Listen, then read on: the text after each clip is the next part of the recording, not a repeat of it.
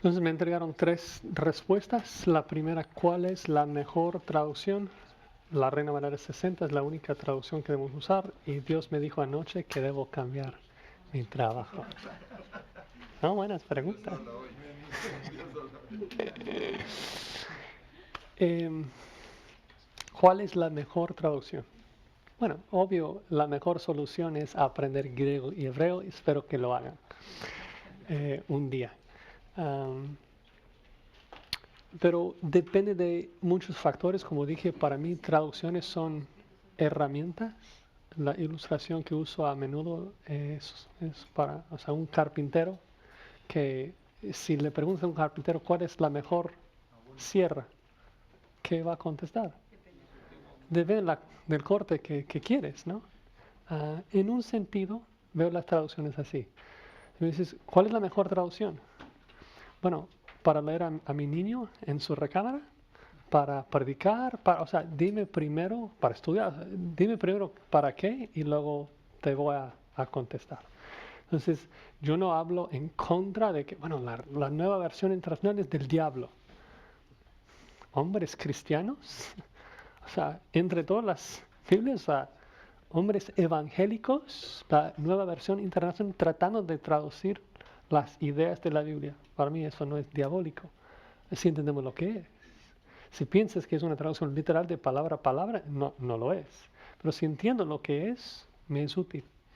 Ya hablamos un poco de la forma de la traducción y el peligro de pensar, literal, él es caliente y es la única forma de traducir esta frase. Uh, no, no es siempre así. Sin embargo, quiero también hacerles ver de que cuando el traductor se aleja mucho de las palabras, es también muy peligroso. En particular si el lector no sabe de que no es una traducción. Eso es muy común hoy en día, en particular con las nuevas traducciones, que dicen que son traducciones, pero luego lees y hay muchas palabras que ellos están agregando según su propia interpretación. Voy a darles un ejemplo en Romanos 1, que vamos a estudiar hoy, de la traducción en lenguaje actual, que no es, en mi opinión personal, no es la peor, pero para darles un ejemplo. Dice, nosotros escogí esto porque son versículos que conocemos. El Evangelio es poder de Dios para salvar, etc. La buena noticia nos enseña que Dios acepta a los que creen en Jesús. Como dice la Biblia, aquellos a quienes Dios ha aceptado, confían en Él, vivirán para siempre. Pero hay gente malvada.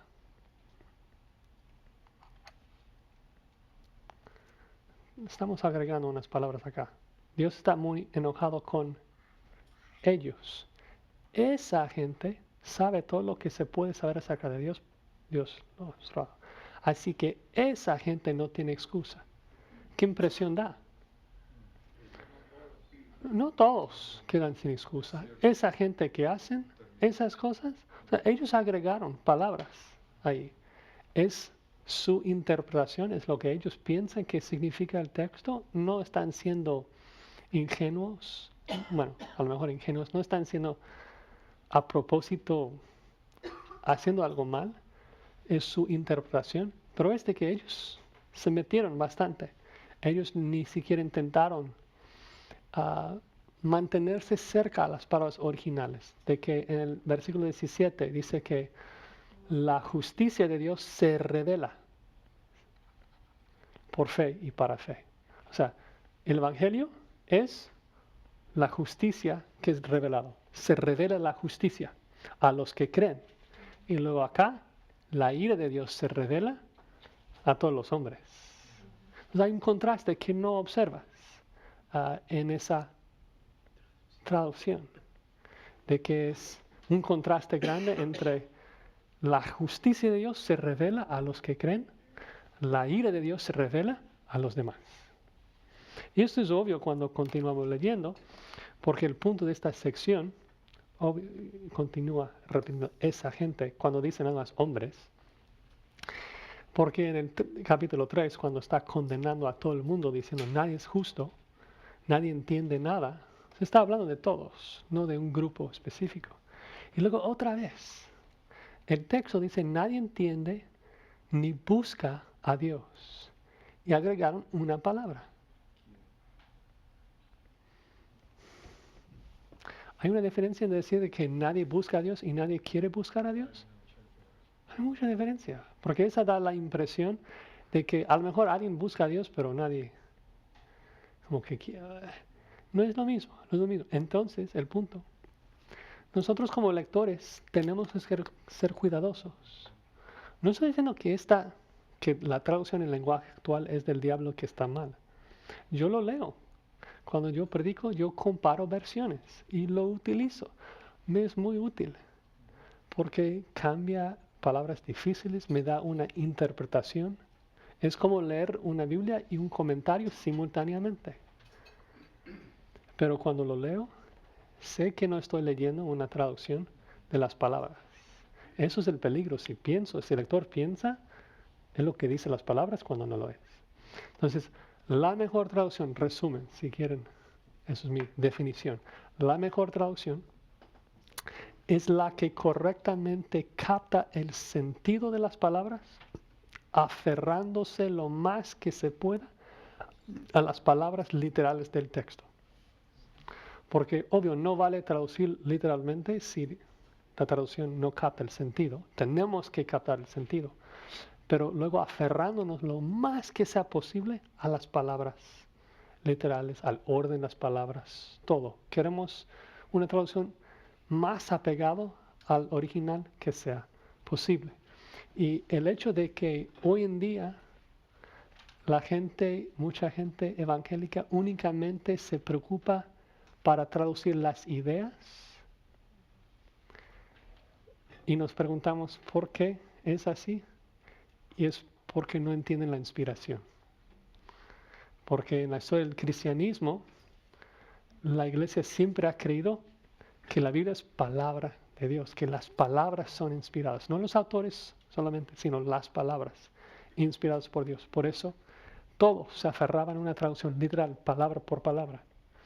Cuando la definición de la inspiración cambió y Dios estaba solamente inspirando las ideas, ahora solo importa traducir las ideas. Entonces es importante aferrarnos a las palabras lo más que se pueda. Bueno, algunas otras cosas en cuanto a la mejor traducción. Debemos considerar la fuente de las traducciones, ¿no? Entender de que la Reina Valera está basándose en el Textus Receptus y a lo mejor el Textus Receptus tiene una palabra, una frase que Erasmo agregó, que no está en los primeros 1000 años de la Iglesia. Como dije, la Biblia de las Américas es útil porque te da una explicación. Tercero, ver la razón por la cual estamos usando la traducción. Si lo voy a usar para leer a mi niño de 3 años, voy a usar una Biblia que traduce las ideas. No voy a usar la Biblia del oso. O sea, voy a usar una Biblia más fácil de comprender.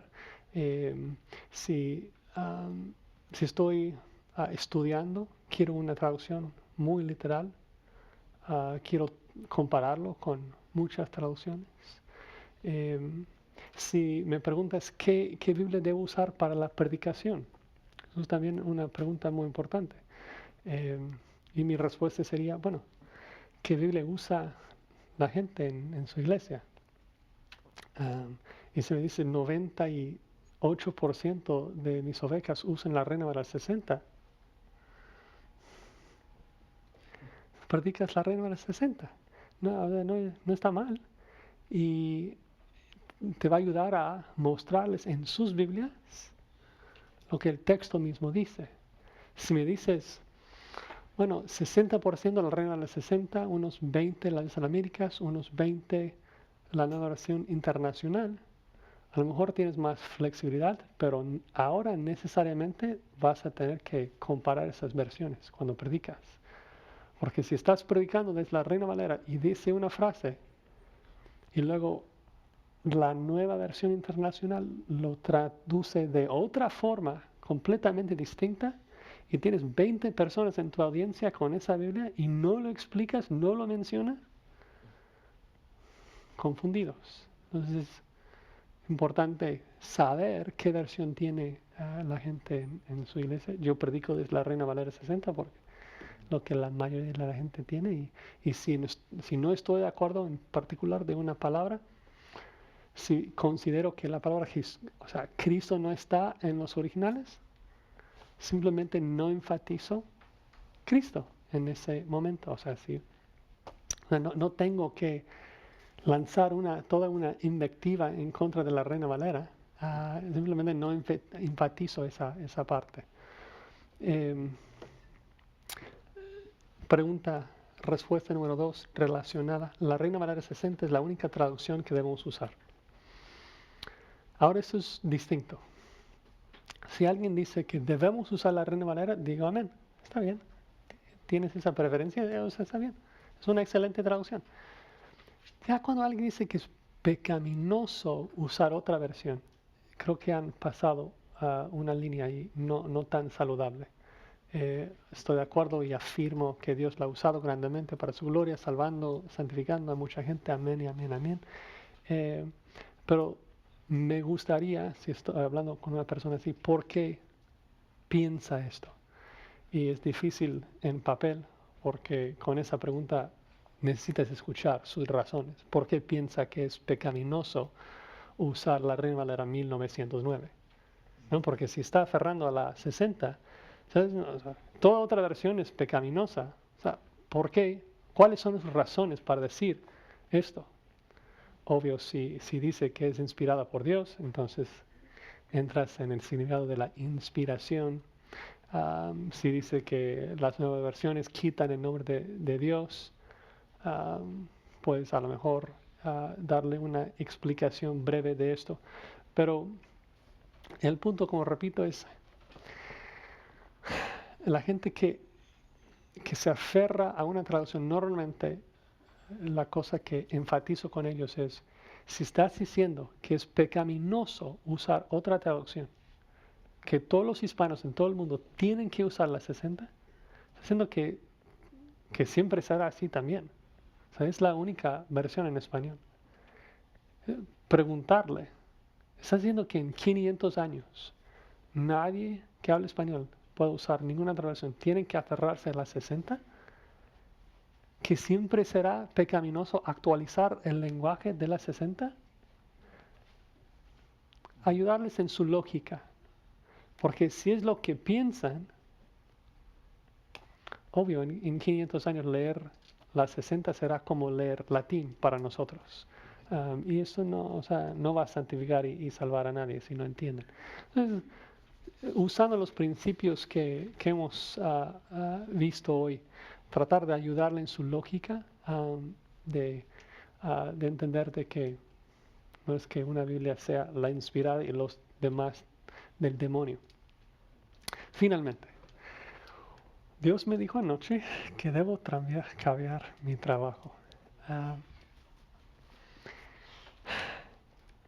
A lo mejor hay muchas formas de comenzar con esa pregunta. Yo tratando de ser siempre lo más amable que pueda, no asumiendo que alguien quiere decir algo que no quiere decir. Me gustaría saber qué quiere decir con eso. Porque algunos dicen, no, Dios me dijo. Y lo que quieren decir es de que a través de pedir consejo, leer la Biblia, sienten que Dios quiere que hagan eso. Eso no me causa ningún problema. A lo mejor le va a hablar un poquito de que si habla en términos ahí de que Dios me dijo, de que a lo mejor va a animar a otros en la congregación a estar ahí en sus recámaras escuchando una voz alta.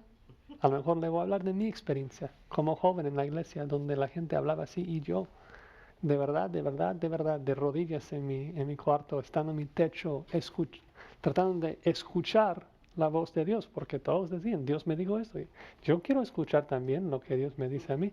Entonces estoy ahí. Entonces a lo mejor ser cuidadoso en definir lo que queremos decir.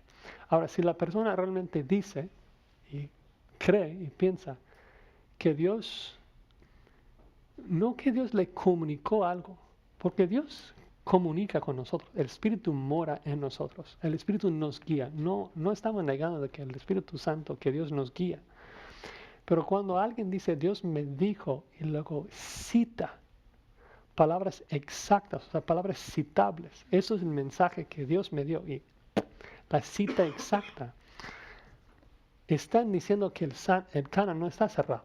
Es por eso que tengo la pregunta acá en esta sección de bibliología. Están diciendo que Dios sigue revelándose fuera de su palabra. Y esto es algo peligroso.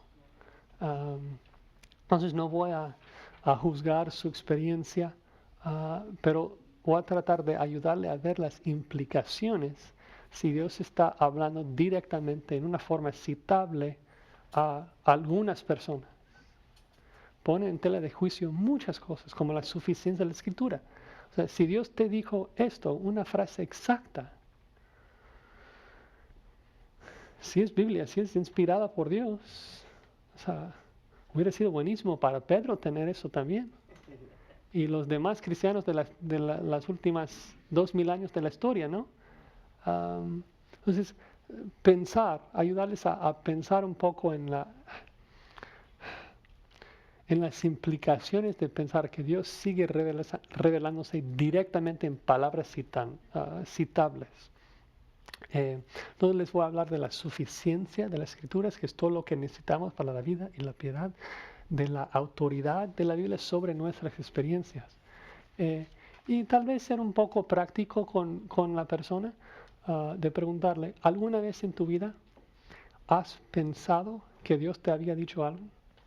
Una cita así, Dios me dijo, escuchaste la voz en tu mente ahí, y luego te diste cuenta de que contradecía algo que dice la Biblia. Yo sé, porque viví así por varios años, ¿qué pasa? Si estás escuchando, tratando de escuchar palabras, luego te vienen diferentes ideas, ¿no? Y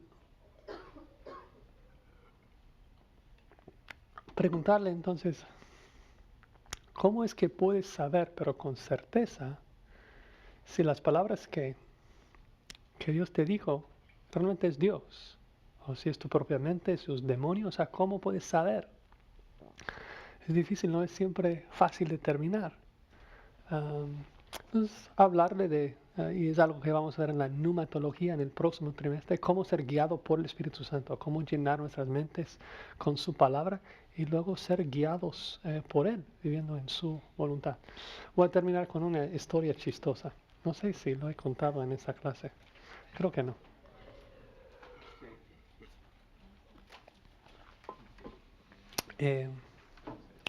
Tal vez muchos de ustedes saben de que yo asistí a iglesias carismáticas varios años y varios años tratando de escuchar voces. Y recuerdo muy bien un domingo, yo del síndrome que tengo de corazón, yo tengo diarrea casi todos los días y a menudo tengo que despedirme. En particular cuando era joven y no sabía cómo mantener mi dieta para que no me pase durante un domingo en el sermón. Pero tenía creo que alrededor de 18 años y 10 minutos pasan el sermón y tengo que despedirme y voy al baño. Salgo del baño, estaba 100% convencido de que Dios me había sacado de la nave, o sea, del auditorio, porque hubo algo, porque el baño estaba afuera. O sea, salí del santuario, fui al baño y salí y la voz en mi cerebro de que hubo alguien ahí en el patio afuera que necesitaba una palabra de mí. Es por eso que Dios me había sacado del santuario. Entonces, 40 minutos, yo buscando, tratando de escuchar y perdí el sermón. No escuché el sermón porque estaba tan convencido de que Dios me tenía ahí afuera para hablar con alguien. Desobedecí, claro, mandato de la Biblia, escuchando voces.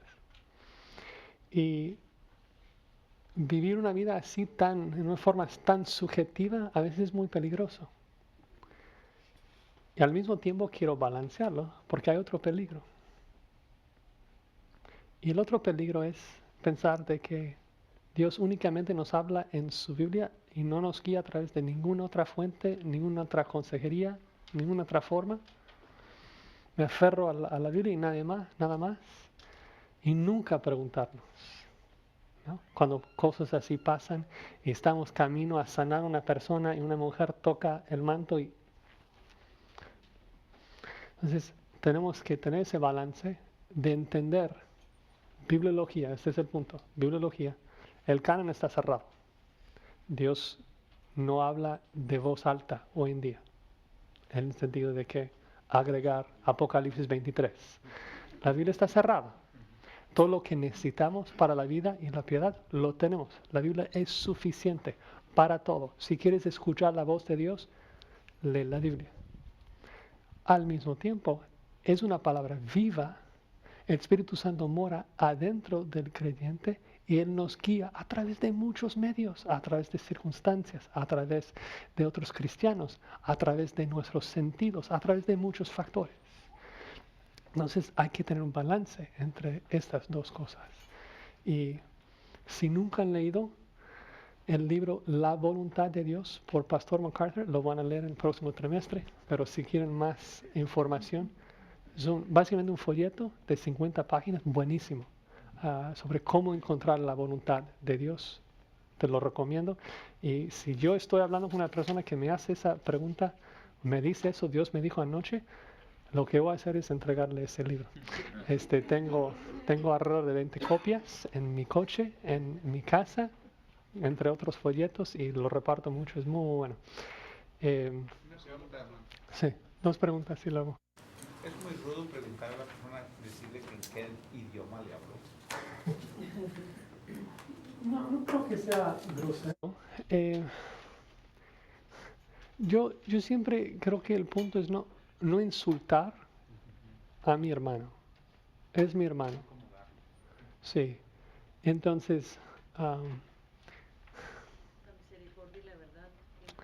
sí, de tratar de ser lleno de gracia y querer, o sea, hablarle con el deseo de ayudarle. Ah, y, am, y como siempre enfatizo, no tengo que darle, a lo mejor tiene toda su vida pensando que Dios le habla en su cerebro, en palabras. Entonces, si vas así es un cambio tan drástico, terrible, ser muy cuidadoso, muy sensible, ayudándole a confiar en la Biblia y realmente hacer preguntas, ¿no? De cómo determinar, aun si fuera una voz alta y vas en tu recámara y escuchas una voz, ¿cómo sabes si es Dios o Satanás? Porque la única respuesta es si concuerda la Biblia o no. No. Es por eso que la bibliología es tan importante, porque es la única verdad no subjetiva que nosotros tenemos. No cambia, es estática. Todo lo demás es cierto si concuerda la Biblia, ¿no? ¿Qué le puede decir a una persona que, bueno, llegó a mi casa y me dijo que ella, había una persona que estaba en coma y estaba muy triste de la congregación, oraron por ella, pero dice que ella le pidió a Dios que le revelara en un sueño qué iba a pasar con esa persona y Dios le reveló de que se iba a levantar y dijo, le fue a decir a su esposo que es pastor y él le cree todos los sueños a ella que se iba a levantar ese día y la muchacha, por cierto, se levantó, ¿no? Salió del coma. Ese asunto de numerología no va a contestar la pregunta completamente. Si me preguntas, ¿Dios puede hablarnos en sueños? Yo no tengo ningún problema con decir que sí, porque Dios puede guiarnos, comunicar su voluntad a nosotros en cualquier circunstancia. Yo sueño, ustedes sueñan, se levantan y recuerdas un versículo y a lo mejor es un sueño pecaminoso y te arrepientes. O sea, hay muchas cosas que Dios nos revela a través de muchas circunstancias. El problema que tengo es cuando la persona dice de que el sueño Dios me dijo y es una cita que es más Biblia. Porque luego, ¿cómo verificamos si tuvo el sueño porque comió pizza o porque el Espíritu Santo o porque era Satanás o sea, alguna vez ha soñado algo que no era cierto, que pensó que la persona iba a levantar y no pasó? El punto es muy subjetivo y por eso el énfasis que tenemos en este instituto en la palabra de Dios, porque es la única verdad objetiva que no cambia y basamos nuestras vidas sobre la Biblia. No estoy en contra de experiencias, de sueños, esas cosas, pero siempre tener la jerarquía de autoridad. Todo está bajo la Biblia.